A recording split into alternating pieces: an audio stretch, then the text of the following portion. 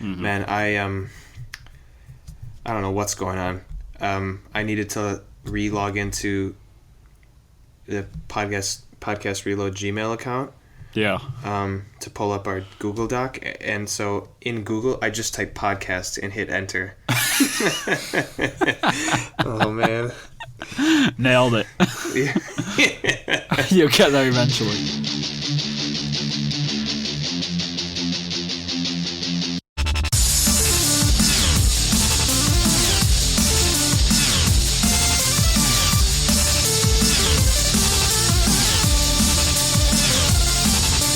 What's up, guys, and welcome to episode 38 of Podcast Reloaded, the general gaming podcast by SIFTD subscribers, where we invite community guests onto the show to talk about the games industry in all its weird ways. I am your host, Vin Hill, and joining me as always is, of course, my co-host and the sole Japan dweller, Evan Piotrowski. Hello, everyone. And we don't have a guest this week because we're terrible at organising these things and we don't care. That's actually the truth. Well, I don't know about the not caring part, but terrible organizing is true. Yeah, well, we can, the show must go on, as it were. The show must go on, yeah. Every now and then we'll do a solo. I guess we're basically duo? The same person, duo right? Pocket? Oh, yeah. duo. That is the plural of solo, isn't it? That's not the solos. I guess solos. I think you can do a solo. Yeah. Okay, so anyway, community corrections. You've got one, right? Yeah, not more of a, it's more of a note. We, in our Assassin's Creed conversation last episode, we totally overlooked something that we'd like to see more of in the upcoming Assassin's Creed game, in our Hopes and Dreams episode. We totally forgot to talk about the Prince of Persia-esque puzzle section, tomb sections of Assassin's Creed 2. Oh, right, yeah. Those were some of the best parts of that game. I loved doing those sections, the catacomb bits, right? Yeah, the catacombs. Yeah, and at the end, you were rewarded with like a nice assassin's costume or something. That is true. That was really cool. Yeah, like I mean, that was one reason why I loved Prince of Persia so much, is when you get into a room and it pans around the room and it highlights the sections that you're going to need to traverse, and the camera pulls back to you, and it's like, all right, figure it out. It's a puzzle, and that's kind of been reduced to, in the more recent Assassin's Creed games, all that type of platforming puzzle traversal stuff has been reduced to just simply climbing stuff. It's not even a puzzle anymore. Yeah. So yeah, I would love to see them bring that stuff back. And it's such a nice carrot on the stick to where, okay, there's 8 of these catacombs, and like if it was Egypt, how great would it be to have a hidden catacomb, underground? Like, it would totally work. Would be really cool. With spikes and traps and puzzles and anything. Like, you hit a lever and you have 30 seconds to platform to the next section, and at the end of it all, you get like an awesome outfit. So I think it would totally work. Definitely. Yeah. That's a bit. Is Egypt? If it is, right? If it is. It's not like you know anything about that. Nah, I don't. Nothing. We'll see. But yeah, speaking of costumes. Yeah. We're not actually going to do any save or kill game this week, obviously, because we've done that extensively with each other, and we've ripped each other's souls out on numerous occasions, I'm sure. So, should we jump straight into the main topic, or? Yeah, I mean, I don't know if anyone has 2 souls. I mean, there's what about the Beyond 2 Souls? Yeah, Beyond 2 Souls. I played the beginning of that game. I played the beginning of that game. I don't know. It was okay. I liked Heavy Rain better.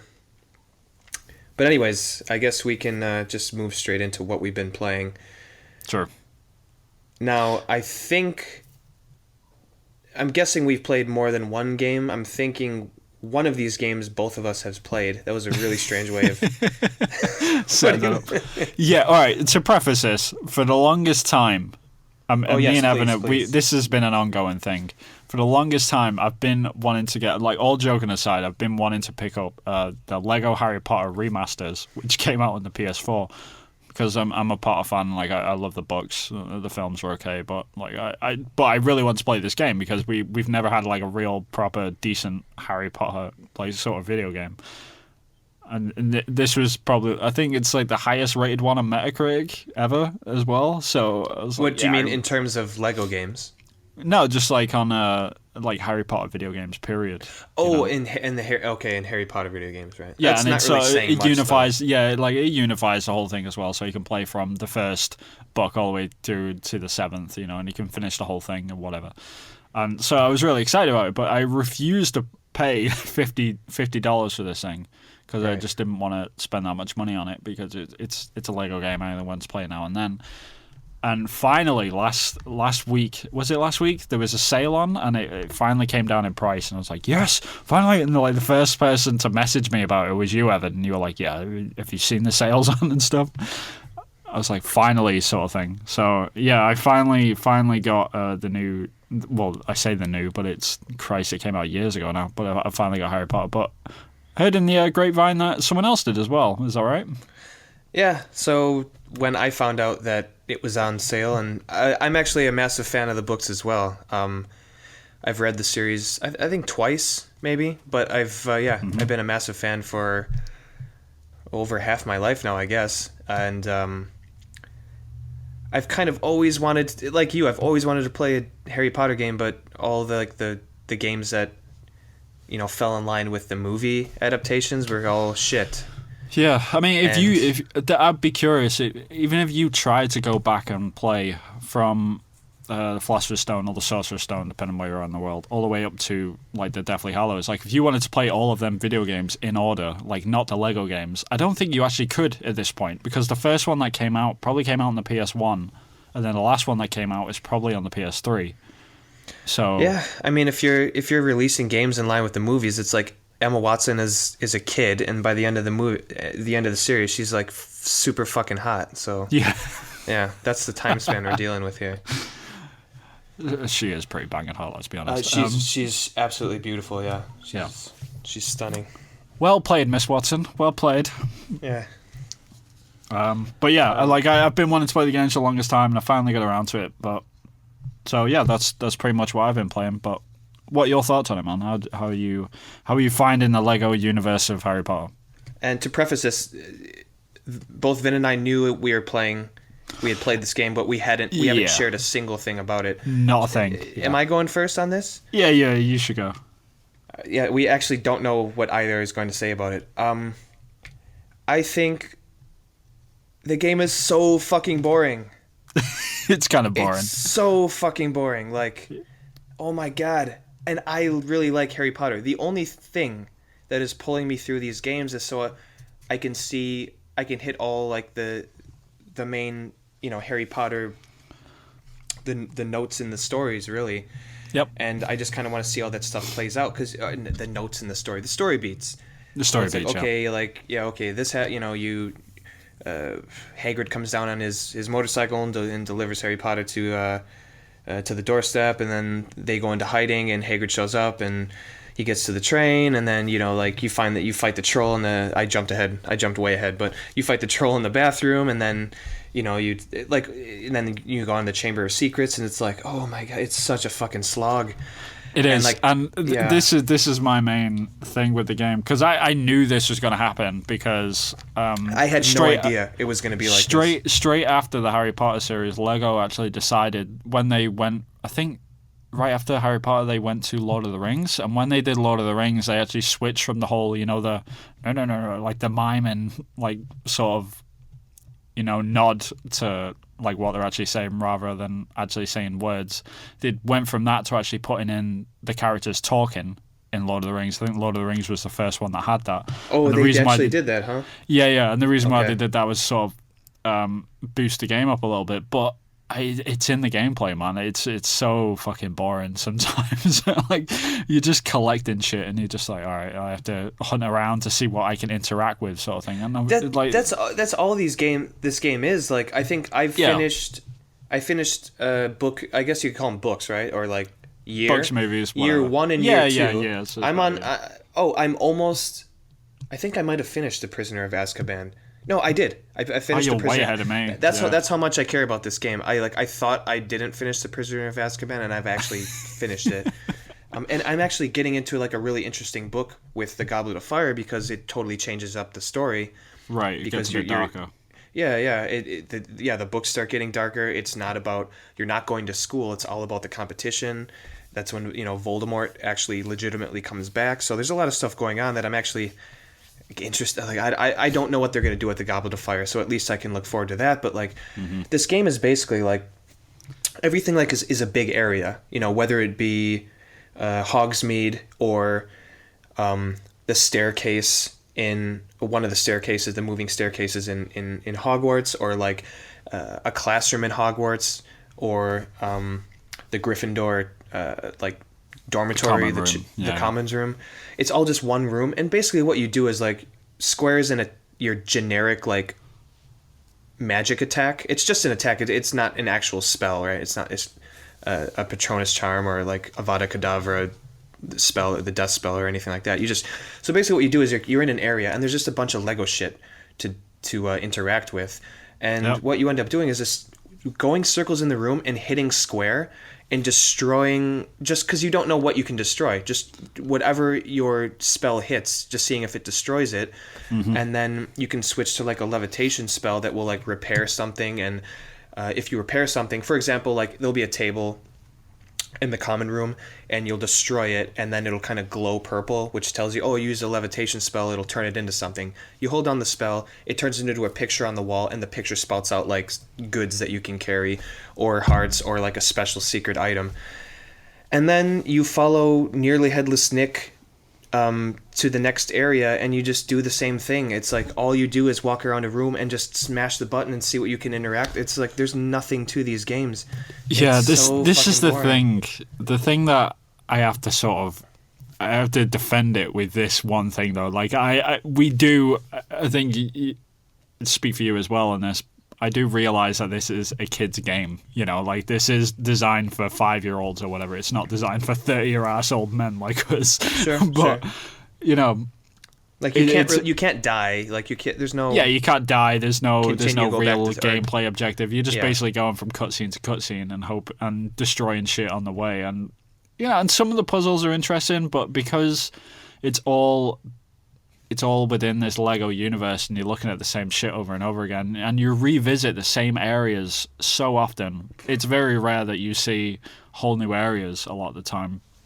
Yeah, I mean, it's like you spend most of your time in the game in Hogwarts, and then each Which new makes year, sense, I guess. But each new year one thing I do like is that like the spells you learn, it progresses as it does in the books. So, right. Like you only learn like 2 spells in year 1, and then you keep moving on and you start learning stuff, and then you realize like you spend so much time in Hogwarts that when you learn a new spell, you're like, okay, I know exactly where I need to go to use this spell. It's almost like kind of Metroid-esque.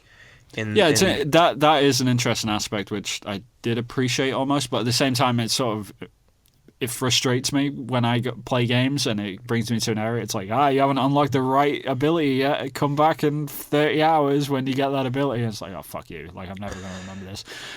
But in part because it happens so often, I sort of accepted it at this point. So whenever I come up to an area, it's like, I can't get past this because I'm not old enough, as it were. And like there's so much of that. I've sort of gotten to the point now where like if I do want to fully do everything in the game, like I'm just gonna wait until the last year sort of thing before I go back and try and redo it all. Oh my god, I am not doing that. I'll tell you that right now. I probably won't in year 1, when I first got to the Leaky Cauldron, I scraped every crevice of that thing with a fucking switchblade. Yeah. To get all like the collectibles in true the Leaky wizards Cauldron. And shit. Yeah, I know what you mean. And I was like, oh wow, and to be fair, like it does take a bit of thinking and a lot of trial and error to figure out exactly all the things you can interact with in a specific area. And then I did it in the next place and the next place, and then by like the 4th area, I was like, I cannot do this anymore. I cannot walk around and try to knock on every fucking door and try to shoot a spell at every Lego piece in every single area to figure out whether or not I'm going to get an item out of it. And the items are of no consequence. You collect stuff. It doesn't mean anything. Like you could seriously literally follow Nearly Headless Nick. And so what he does is in every area, nearly headless Nick will be there, and if you follow him, he'll take you along the critical path. Mm-hmm. And so you could ignore everything and just do that. And after a while, like at first, I was like, I'm gonna explore everything, and I'm gonna test every spell out on every single Lego item. And then by like the fifth screen, I was like, Nick, nearly headless Nick, just show me the way, because I don't want to do this anymore. Yeah, And I mean, then, it's not so much that it's disappointing or anything like that, because like I knew what I was getting into. I knew it was going to be a kids game. It's Lego at the end of the day, and the sort of point which I've hit with it is I like the game in really small doses. So if I play for like 30 minutes, it's actually really fun. Because it's like, yeah, look, it's nearly headless Nick or whatever. Like, yeah, let's go and do this story. This cutscene's kind of funny. Because they have like a comedic material, like they have like comedic spin on it and stuff. Yeah. And yeah, but the second that I start getting bored with it, I turn it off instantly. Like, I don't even second think it. I don't push through. I don't force it. I'm done. And then the next day I'll go to it and play another 30 minutes, and I'll have the same experience. Like, oh yeah, this is pretty fun. That's why I've literally only just gotten to the end of the second year.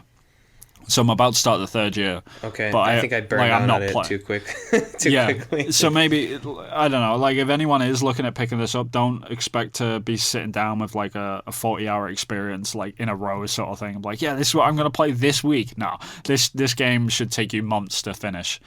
Try and split it up over, whatever. Like, it's not going to grab you because it is designed for kids at the end of the day. But I do agree with Evan. It is very, very boring after. If you play for more than half an hour, it's like this. And like the boss battles suck. Some of the things that like they're not like you have to do a specific thing within the level in order to hurt the boss. You can't just fire spells at him. It doesn't work. No. It's like a puzzle in and of itself. And like I swear to God, and there's only like one or two boss battles in each year, right? Yeah, and it's like every single one, it's like, what do I have to do? What do I have to do? Like, this isn't fucking fun. I don't know. Like, I think I actually hate these games.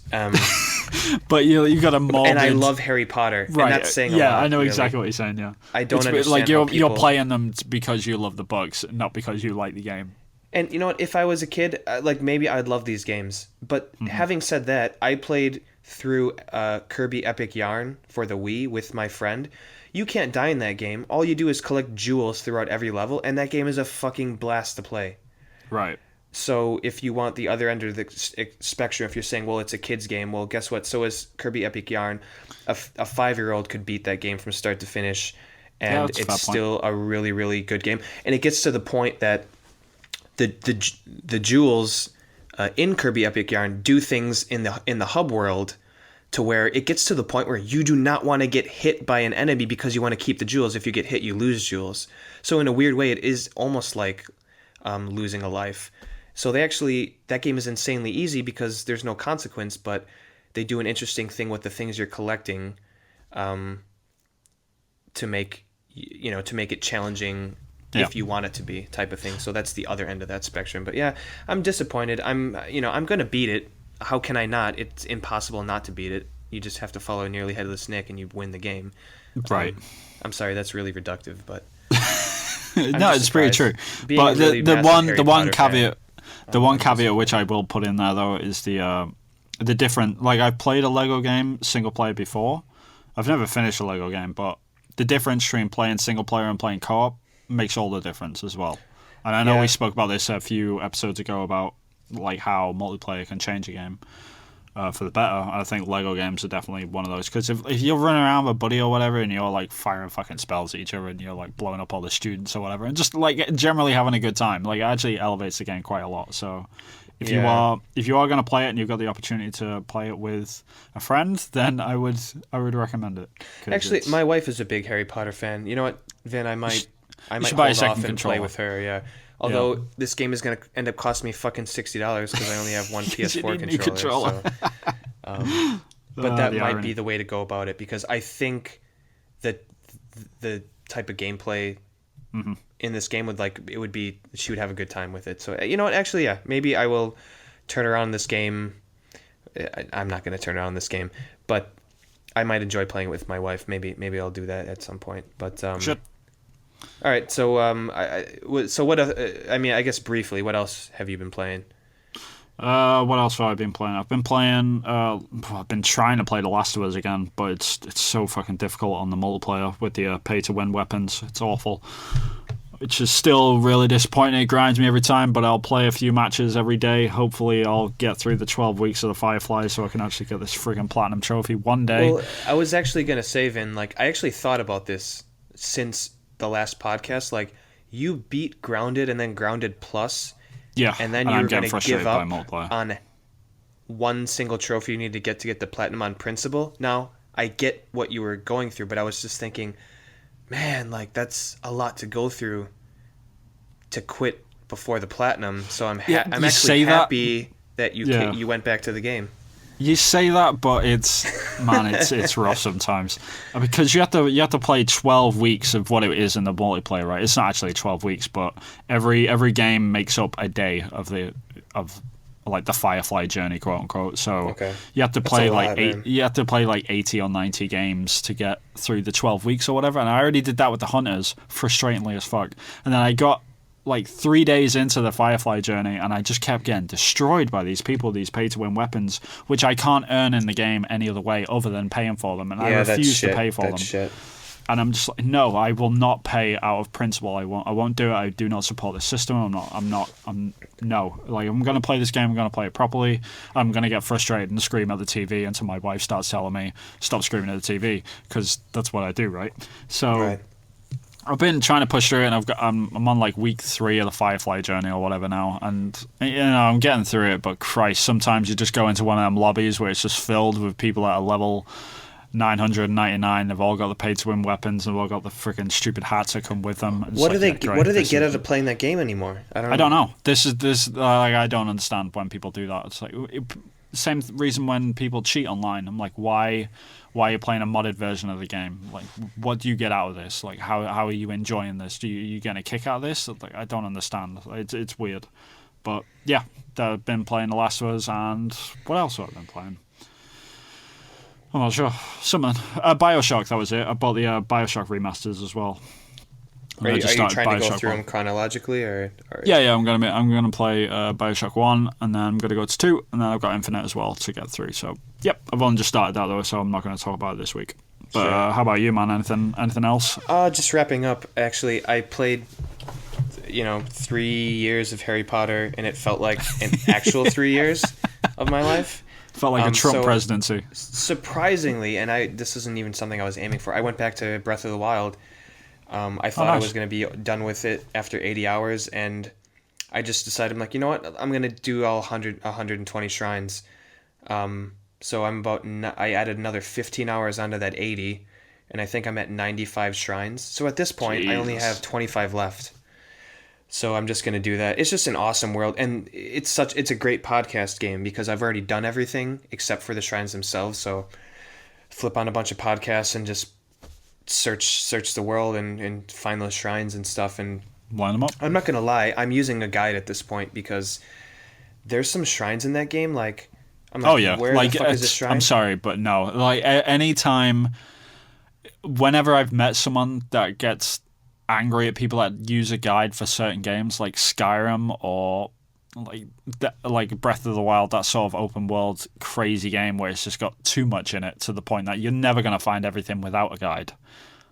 It's totally fine. Well, it just becomes a matter of how much time I have to play games. So I found like 70 by my 80s hours into the game when I first quit it to move on to other games. I had found 70 shrines by myself, and then they became really hard to find because I had found over half of them. And so, like, I'm looking for the shrine, right? I have there's a ZeldaDungeon.net, the best place to go if you're looking for that. They have an interactive map. So I nice. click on this shrine. I'm like, they show me where the shrine is on the map, and I'm trying to find it. I can't find it. I go to a YouTube video. He's like, "Oh, hey guys, so I've been searching this area for about two hours, and I'm like, 2 fucking hours to find one shrine. Thank God I didn't try to find it by myself. So when I get home, work out, vacuum, make dinner, I don't have 2 hours to find one shrine. So one video and I find the shrine in 6 minutes, of course I'm gonna fucking do that instead of, scrambling around the snowy, like upper northwest section of the map for 2 to 3 hours. I'm gonna find 6 shrines because I have a guide, so I have no qualms about using a guide at this point. Now, to be fair, I've never looked up how to complete a shrine. All the puzzles within the shrine, I do by myself because those are the best parts of the game. Yeah. It'd be totally counterproductive to actually look at how to do the puzzle. It's like, why are you even playing the game at that point? Yeah, but yeah. So once I finish Zelda, I'll move on to something else. But I've gotten back in, and I'm glad I'm back in Breath of the Wild at this point. I really enjoy that game. So yeah. Fair play. Good stuff. Chasing that non-existent platinum trophy. Yeah, that's the fucked up part about all of this. Like, I'll get 120 shrines. It's like, no ping, no achievements, nothing. Don't ask Nintendo to do something innovative and contemporary. Don't be stupid. Like, I actually, one of my friends from grade school, we're still friends now, he posted a picture. He 100%ed Zelda. So that means he found 120 shrines and 900 Korok seeds. And it's like, you get nothing. What's like what is it in... Hey man, he gets that picture at least, and you know about it, so he gets the bragging rights, he gets a giant golden shit in the game. That's what you get for that. Right. It's true. But it reminds me of Gene Wilder and Charlie and the Chocolate Factory. You get nothing! Nothing! Good day, sir. That actually might not even be what he says, but... No, that's exactly what he says. I remember that. It's scarred into my memory as a child. Anyway, we should move on. He's from Wisconsin, by the way. Sorry. It's all good. So we were talking about costumes before. Yeah. Ultimate costumes, even. Yeah. Like that you can find in Assassin's Creed during the catacombs, but you wanted to talk about them a bit more broadly, right? Yeah, so this topic was on my mind for a long time since I bought Arkham Origins, the third game in the Batman quadrilogy. I bought it was like the Ultimate Edition on sale on PSN. Usually, I never go for Ultimate Editions, but if they sell it in some really cheap pack, I'll go for it because it comes with all these awesome Batman costumes, right? Yeah, that's the main reason why I bought the BioShock collection, because it was on sale. I wouldn't have bought it otherwise. So. Right, exactly. So you get the Damian Wayne costume, you get like Silver Age Batman, Golden Age Batman, Tim Burton Batman skin, like all of these awesome skins that all of them look better than the character design and it looks great. Like, I would rather play as like Silver Age Batman, like... Yeah, it makes sense. Blue cape, gray suit, yellow bat logo. And so I get the game and I play it, and it's like, oh, okay, I gotta go. You gotta finish some story tutorial beats, and then okay, finally I can go to the Batcave and change. Go to the Batcave. Cannot unlock skins until you beat the game. It's like, what? I paid. Okay, given I got it on sale, but the people that actually paid for this when the game came out, it's like... That would suck if you gonna I can't wait to play Batman in the original costume, OG son and stuff, and you boot it up and then it says, sorry, you have to finish the game first. It's like you have to finish the game to play with any of these 12 costumes. It's like, why? That is why weird. would you... It doesn't make... Isn't the whole point, it's so baffling to me that they would put this gate in, not only in something in front of something that someone paid extra for, but how does it... What is the reasoning behind them? It wouldn't take away from the game. It would allow someone to play a game for 20 hours and they use a skin for 3 hours and get bored of it and try a new skin. Isn't that the whole point? I had 12 skins that I was not able to use until I beat the game, and guess what? Surprise, surprise, I beat the fucking game and I didn't want to fucking play it anymore. Right, yeah, I was about to say this. It really depends on the game, and they're just trying to force you to have another playthrough or whatever. It's I'm not doing that. It's not fucking Chrono Trigger. I'm not trying to get, all the different endings. All 11 endings, yeah. I don't... And another thing, in Assassin's Creed Syndicate, right? You can kind of... If you look into things that you can unlock, whether it be your assassin's knife or a gun or your cane or your assassin's outfit, right? You can see the things that you're able to attain later in the game. Yeah. And so you look all the way at the bottom, it's like, oh, this awesome fucking the ultimate assassin's blade. It's like only unlocks after sequence 10 or whatever. It's like that's the last sequence.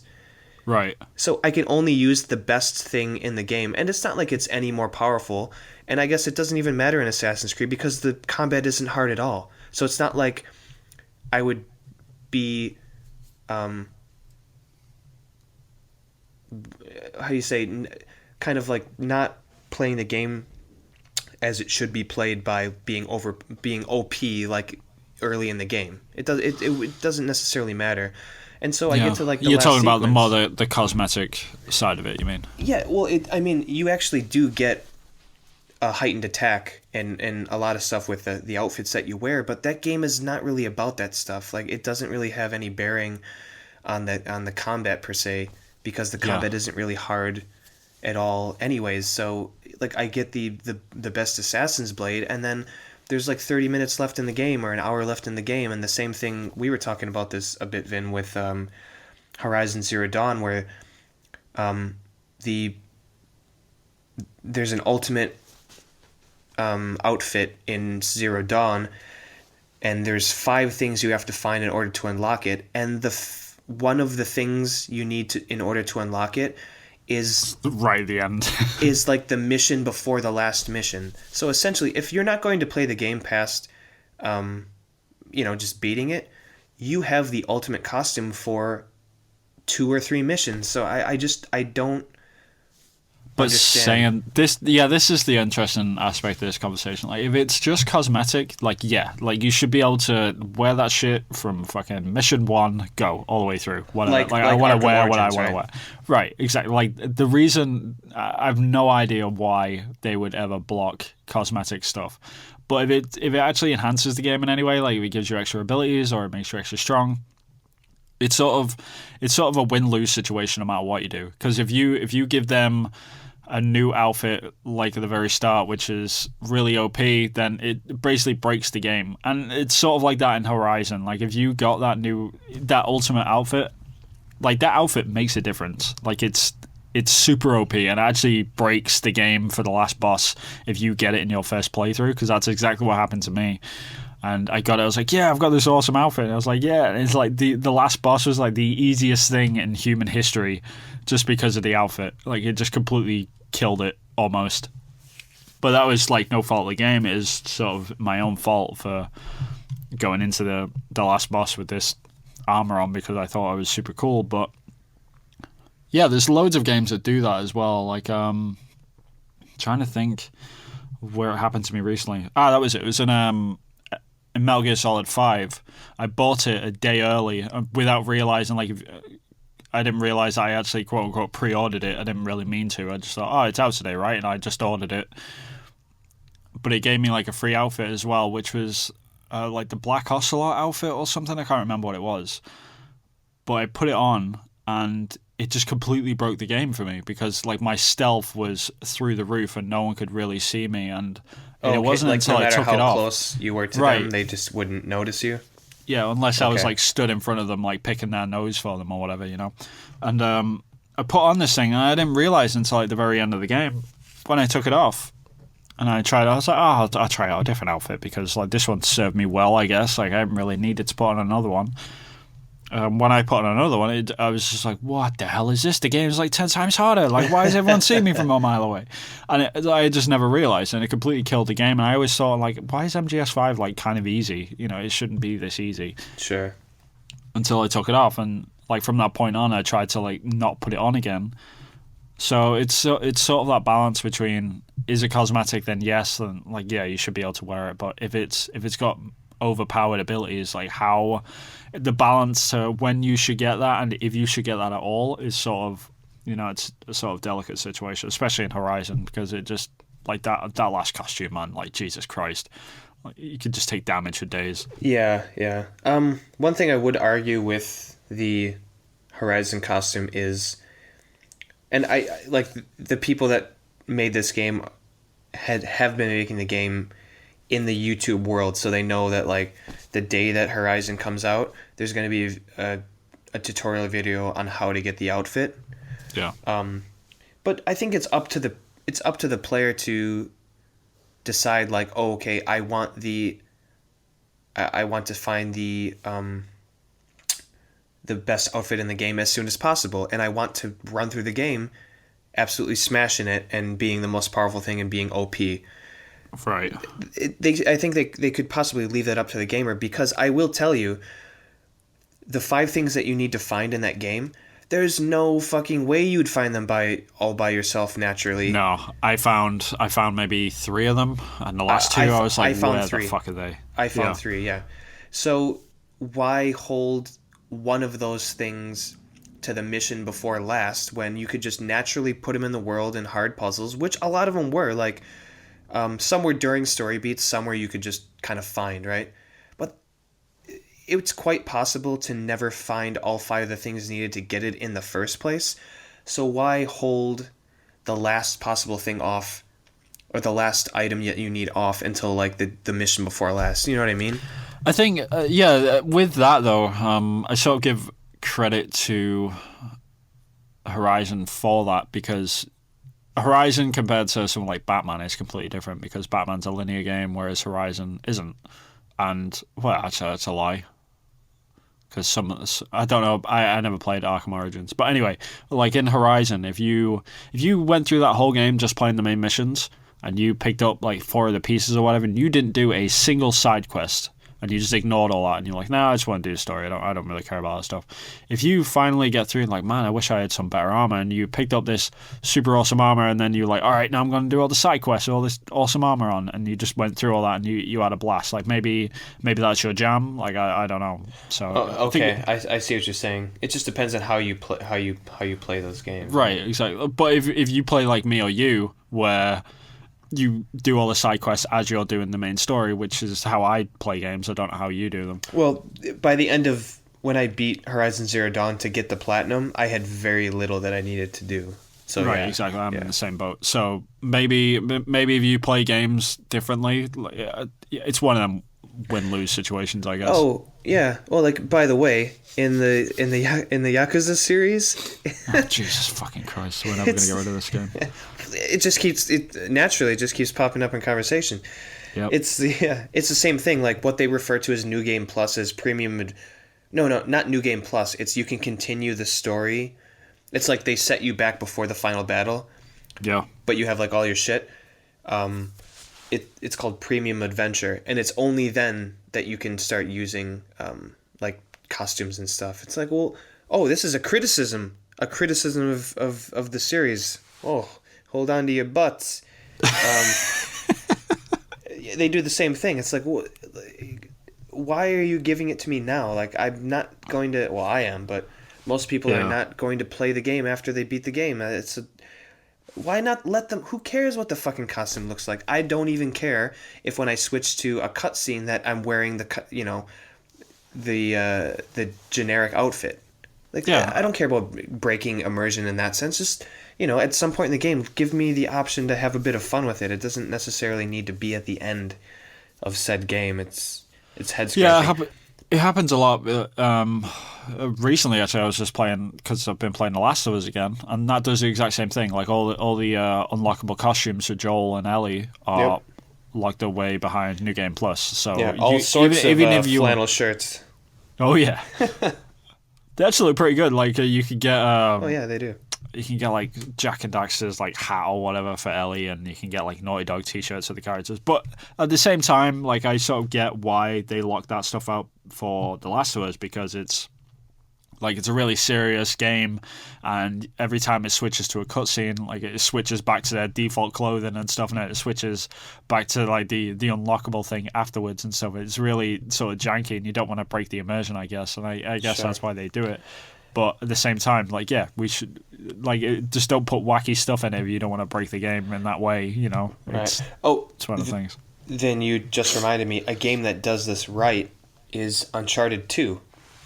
Right. Because throughout the game you rack up points, and then when you beat the game, you can spend those points on I guess they do it in Uncharted 4 as well, but That's how they do it in The Last of Us as well. Like you earn quote unquote cash, and then you can buy the outfits as you go through the game, sort of thing. But you can't actually unlock them until they are unlocked, but you can't actually equip them until New Game Plus. right. But I would say Uncharted 2 pushes it a step further because by the end of the game, you can unlock playing as a skeleton with red glowing eyes and a golden fucking AK-47 for the entirety of the game. Yeah. Now, what happened to me was I didn't even know that this was an option. So I play through the game and you just amass a giant amount of cash, right? Mm-hmm. And then you go into like the New Game Plus setting. It's like, oh wait, you can buy skins to play as like the last boss of the game, like your friends of the game. You can unlock unlimited ammo on weapons. You can unlock gold AKs. You can unlock zero gravity and all this stuff. It's like, oh wait, I can replay Uncharted 2 as a skeleton with glowing eyes and a golden AK. Like, yeah, this sounds great. And no gravity, so when I throw a grenade and it kills 5 people, they're just going to float into the air. Yeah. It's like, of course I'm going to play the game again. So although you weren't able to unlock these things until the end of the game, they do give you enough of an incentive to replay the game because that is the fine line. Yeah. Like the fine line between coaxing your players into wanting to like play the game again by including them things versus, like the player isn't going to play this again, so why lock it out the first one? It really depends on what the game is and how fun it is and the confidence of the studio to think, will people play this game again? And like if it's got multiple endings and stuff, that stuff's important because if it's got multiple endings, I'm more likely to go back and replay it. But if it hasn't, then I'm probably going to leave it a couple of years. But yeah, it really depends on the game. Like Naughty Dog are obviously like a premium game studio and they know exactly what they're doing, so you're probably going to replay all them games. So yeah, it's not a bad thing when they put these nice little extras in, but they just do everything right. It's weird. I guess that's what it all comes down to. They always Naughty Dog can do no wrong apart from in multiplayer because they suck at pay to win. Right. Yeah, but I'll just final thing. I will not double back, but I will agree with you. Yeah, like there is a reason why some things are kind of locked away until the end game, because if you become OP too early, it will break the challenge, the rising challenge of the game. So I do get that. But cosmetics, I think you're right. It's like ridiculous. If it's just cosmetic and it doesn't affect cutscenes, like screw it, man. Just put it in there and let people play however they want to play. Like if you've given them the option to do that, like don't lock that shit out until New Game Plus. There's just no point. So. Yeah. But only cosmetics. Yeah, I mean, anyway. I bought an 8-bit Link amiibo so that I could unlock the original 1985-86 corrections emails coming in, a Legend of Zelda outfit, so I'm rocking that while I'm traveling Breath of the Wild. I am a hypocrite. You are a walking hypocrite, myself. To be fair, I bought the 8-bit Link before I bought Breath of the Wild just because I thought it was cool, and then last week I looked up that what it does is unlock the original Zelda outfit, or the Link outfit, and I was like, oh, holy shit, so I ripped it out of its package. And I goes to collectors. I had it sitting in the package for months, and that was enough for me to rip it out of the package. But it's awesome. It actually makes it feel like I'm fucking Link in the old green tunic. All right, moving on. Yeah, that actually reminds me, like just really quickly, and in The Last Guardian, when you finish the game, you can actually start unlocking outfits. Yeah. And the first one that I tried to get to, and I got it straight away, was like the Eco outfit. And he's got the horns and stuff, and he's got the like not the exact same outfit, but it's sort of in the style like the Aztec texture that's on Eco. He's got like a tabard, same thing in The Last Guardian. So I was like, yes, and that's like my favorite game of all time. So I was like, yes, it's like playing Eco again. And that was a nice little thing. But I will play that game again. So. Oh, you see, that's cool. And then the second time around, you can play with the Eco outfit, right? Exactly. Yeah. Oh, that's cool. So yeah. It all works out. Sweet. So moving on, we're gonna basically do a bit of a free for all, and we're gonna go through our Sifted feeds on Sifted.net and just talk about what's up, I guess. Yeah, I guess we should stipulate that what we're doing is hitting So basically, on Sifted, when you look at what articles are curated, you have the option for within the last 24 hours, the last 48, a week, a month, all time, which must have to do with popularity, right? Yeah, I think it's all. Okay, and then raw, which is absolute chaos. So what we're Don't doing do raw. is we're clicking on the week. So these are the curated articles for the week based on our sifted preferences. So yeah, we're just gonna scroll through here. Yeah, we're just going to talk about random shit. Yeah, random shit. So I'll start it off with you, Vin. As you're scrolling down, what catches your eye? What do you want to talk about? Opinion, it's time to leave the console war mentality in the past. Okay, I remember seeing that article. Yeah. I think, yeah, I agree with this. I mean, who cares, man? Who cares? Go where the games are. That's all I say. I don't understand this whole "this is my island and I'm not moving from it" thing. Just whatever. I don't know. I mean, I've never stuck to one console, as it were. Like I've always, like I was a Sega kid when I was growing up, and then I had a PlayStation 1, and then I switched over to a GameCube, then I had a PS2, and then I switched over to Xbox 360, and then I had a PS3, and now I'm on PS4, and I was thinking about buying a PC not too long ago. It's who cares? Just like wherever the good games are, just go there. Like that's literally all that matters. Or talk about video games on the level. On the level of just the video games themselves and not the console that they're on, Exactly. It's I silly. like this whole but you can't play on 60 FPS on the PlayStation. It's like, who cares, man? It's like, if I enjoy the game, let me enjoy it. I don't want to pay $2,000 for a PC or whatever. I know. I think we're moving away from this a little bit. Like I remember the PS3, 360, and like PC era was really fucking bad. Like I think it might have been worse. Yeah, I think they were doing it on purpose, though. Like, the actual console manufacturers were trying to boost that mentality because they wanted that sort of buzz around it all, which is, it was a good idea at the time, but when you get a console generation like this one where PlayStation is just slaying it, like, there's no competition, so there's no reason to have that console. Well, as a Sony fanboy, you would say slay, wouldn't you? Yeah, You I use would, those wouldn't I? words, Yeah, I wouldn't you? would, wouldn't I? Confirmed. But yeah, it is. I agree. I think we should just leave that behind. What else has happened? Call of Duty World War II got announced. Are you excited, Evan? No. You really excited? No. You can't wait to jump into that multiplayer, right? Yeah. Yeah. You're gonna be there day one, season pass in hand. Yep. Just modern. No, it's not a modern military shooter, is it? It's like I don't even know what to say. Basically, I'm so disinterested that words. And It is interesting that they've gone back to World War II, though. Like, I'll give them that. But I didn't expect it. I guess I could say that. I don't know. I didn't expect it this soon. I thought it was going to happen next year. I was fully expecting a Call of Duty World at War remaster this year because they did the Modern Warfare remaster last year, and I thought, I thought that would feed the PS2, the World War II fan base. Because World at War is my favorite Call of Duty, and I'm actually really excited about World War II Call of Duty coming out.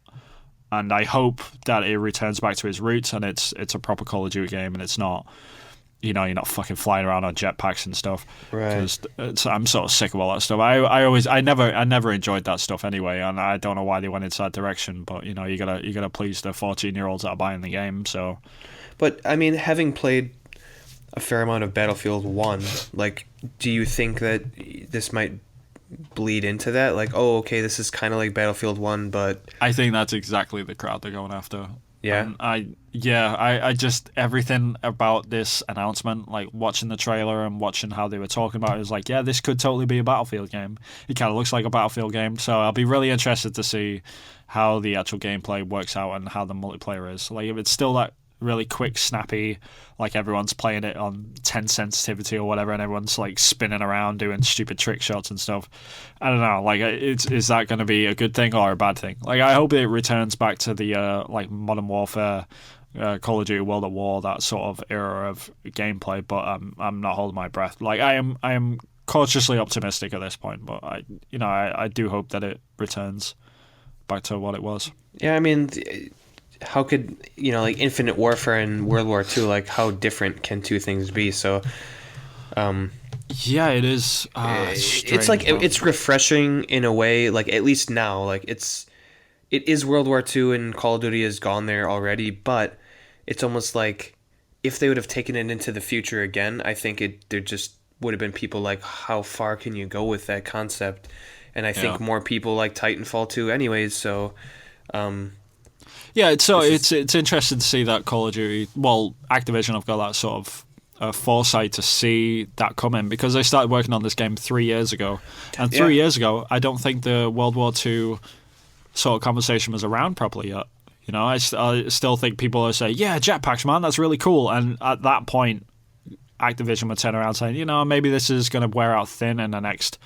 Couple of years, maybe we should start working on a World War II game again, and they did, and that was 3 years ago they started working on this game. So right.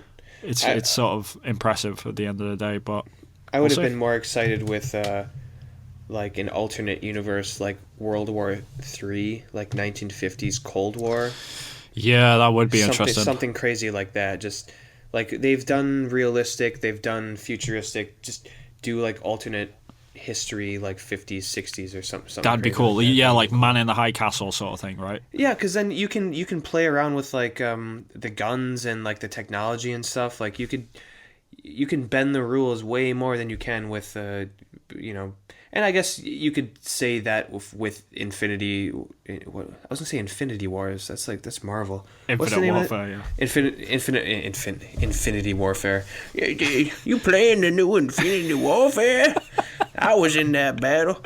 Um, yeah, Infinite Warfare. Like, I guess they have that as well. Like, they can play around with like futuristic technology, but alternate reality. Like, fuck, man, anything goes. They could use a little creativity with the things they do with that. But Sure. yeah, I don't know. It seems like some people are excited about Yeah, it. yeah, I'm interested in it. I mean, I'm interested for the whole like Band of Brothers sort of style story going with it. I mean, hopefully it's decent. I mean, I think Call of Duty's been chasing that Game of the Year trophy for a long time, and they've never quite gotten there. So hopefully, Right. hopefully they make it this year. Well, something decent at least to Yeah, get to yeah. that point. I'm sure we'll see like some sort of blowout trailer and during E3 or something like that. Yeah. What are you But seeing on your Sift? next thing, I found this kind of funny. Sonic. There's a Sift from YouTube. Game Explain, I guess it's called. I've never had to say it out loud, which is weird. Sonic Forces versus Sonic Generations Green Hill Zone comparison. It's the same fucking level. Like, it's so comical how similar these two things are. It just looks like they're making Sonic Generations all over, and it's so similar. When seeing these two levels played side by side, you wonder like why Sonic Forces even exists. Yeah. Or maybe if they called it Sonic Generations 2, but even that's a stretch because the levels, just the feel of it and the look of it, nothing is different. Nothing has changed. And it's fucking Sonic, man. What else can you do with Sonic other than just do what can side you do? scroller? But I Just guess make a load of those. Like Mario they figured out enough to do with Mario, you know? Yeah. Like they should do this thing where they jump back and forth like Mario does. You know, like every other game, go back to the side scroller. I will say though, Keep the like fans happy. I don't know. I just wonder why Sonic Forces exists when everyone is talking about Sonic Mania, which is the game that I'm interested in playing. Like that's the Dude, game I I want couldn't to play. even like if you were to ask me what Sonic games come out in the past 5 years, I would probably be able to name two of them, maybe, because it's just they're all a blur at this point. They really are. I mean, basically, from my knowledge of Sonic, which is very limited because Sonic is pretty bad. Sonic is pretty bad. Like It's it had its time, I would say. okay. Put it this way: there are more bad Sonic games than there are good Sonic games. That should tell you I something agree. about the series. Whereas with Bonk, there are more good Jesus. there are more good. Oh, I almost said Sonic. I'm definitely going to edit that out of this podcast. There are Wow. more good Bonk games. Like, why are you laughing? Bless you. There are more good Thank you. Bonk games than there are bad Bonk games. Because there's fewer of them, but you just There's two of them, isn't there? yeah. No, there's more than that. When you talk about ports, you're swimming in a sea of Bonk. Let me tell you. You're an idiot. Speaking of ports, did you see randomly? Like I didn't even know this game was coming out. I heard nothing about it, and it just happened. The Wonder Boy remaster or remake or whatever. Until it popped up on Sifted, I had heard nothing about it. I had actually I never didn't even know it played. existed. I had never played the game. To me, well, actually, to me, no, I had never heard of. I'd heard of Wonder Boy, but I'd never played the games. And then someone on Sifted posted a video of the first Wonder Boy, and it looked like Adventure Island to me. And then I found out that Wonder Boy was the original Adventure Island, and then they reskinned it. But it looks cool. Like, I love the art style. I'll give them that. Yeah, definitely. I'm like, super curious to pick it up. so much so that I think if anyone's going to do like a side-scrolling like remaster of an old game, they should totally do exactly what they do in this game, where at any point in time you can switch between the old graphics or the new lovely hand-drawn art style. And not only that, you can, depending on it doesn't matter which art style that you choose, you can choose you can mix and match the music as well. So you can have the old music with the old art style, or the new music with the old art style, or the I love that stuff. I love it when they include with the new art style. It's like that's genius. Like just that little tweak on the press one button to switch between the remastered version and the original, right? You can actually mix and match the music. They did that with the Halo remasters on the Xbox as well. Like you can. Oh, did they? I'm sorry. If you're playing Halo 1 or Halo 2, I think on the Xbox One as well. If you're just playing through, you can basically hit one button and switch it back to the original, OG Xbox graphics. And like at first when you're playing the game, like, oh, is this really remastered? It doesn't look that much better. And then like you switch, you're like, oh Jesus, yeah, they did.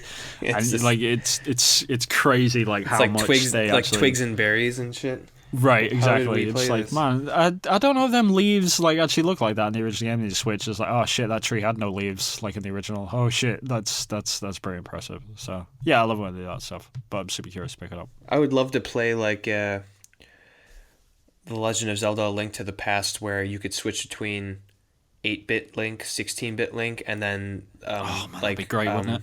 A Link Between Worlds Link or something crazy like that. Like that'd be something really awesome. I'd play the shit out of that game because like I used to do that in Halo. Like I'd switch back and forth, like now and then, just to try and play the game, the original graphics.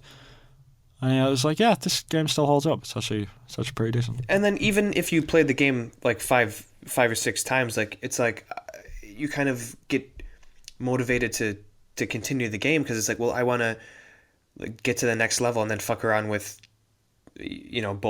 both sides, like the original and the remastered version, just to see what it looks like. So it's actually incentive to buy an old game, but also replay. There's more replay value there than if it was just like a re-release or something like that.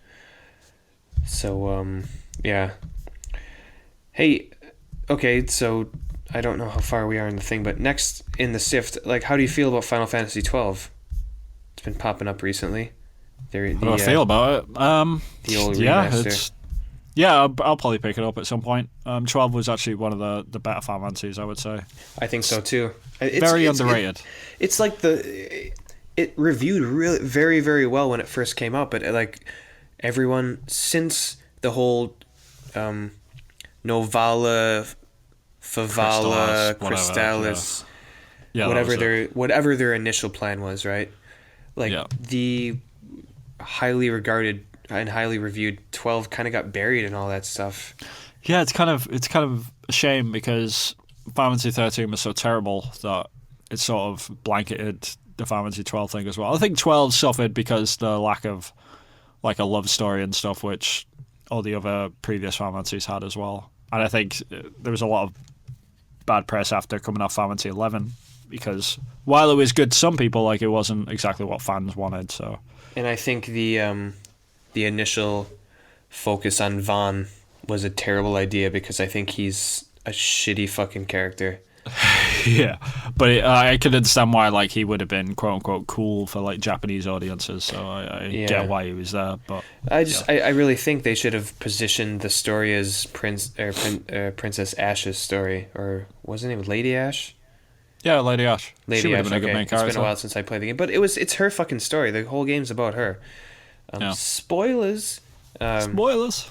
Yeah, the game's old. It's a PS2 game. I don't know how much I can help you, but Yeah.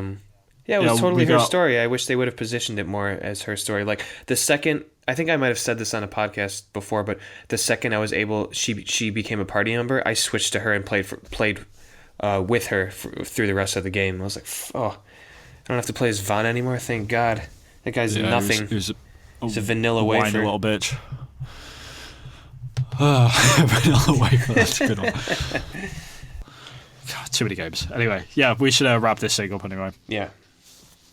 So, coming up to the end of the podcast, just want to say a massive thank you to everyone that's tuning in, even though it's just the two of us. If you do want to join us, like we normally have our third guest, then all you got to do is message us on either Sifted, or you can message Evan at the stand user, or you can find us on Twitter. Our podcast is on there as well. It is at podcast_reload. You can find us on there. Just send us a message. Let us know where you are, what microphone you've got, and when you can come and join us, and we'll have you on. We always have a good time. It's always pretty relaxed. We have a nice little pre-show where we just shoot the shit for a little bit, and then we talk about video games, basically, and we just have fun with it. So come and join us. It's always fun. Other than that, Evan, what's your Twitter handle and any sign-off that you've got? You can catch me at the stand user on Giant Bomb Sifted and Twitter. And Vin, how about yourself? Yeah, you can find me on Twitter. I am at VinHillArt. You can find me and some of my finger paintings on there from time to time. And just generally hanging out. So, yeah, have we got anything else? Anything else to close out with? Is that it? If you vote for me, all your wildest dreams will come true.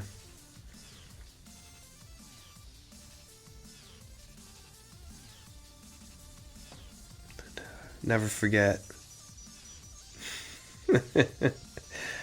I gotta go to work tomorrow in like 5 hours. So vote for me. Indeed. Good luck with work, I guess. Yeah, subscribe. Push. What is what is it called? The like button, right? Well, Yeah, hit the like button. what a noob. Doesn't even know how to fucking get YouTube subscribers. Whatever. Who cares? Thumbs up, like, subscribe. Alright, I think this is done. Yeah, that ran its course. Yep. Alright. Everyone, have a good night. Or a good Bye-bye. day. Ta-ta. See you. I'm trying to find the window for this. There it is.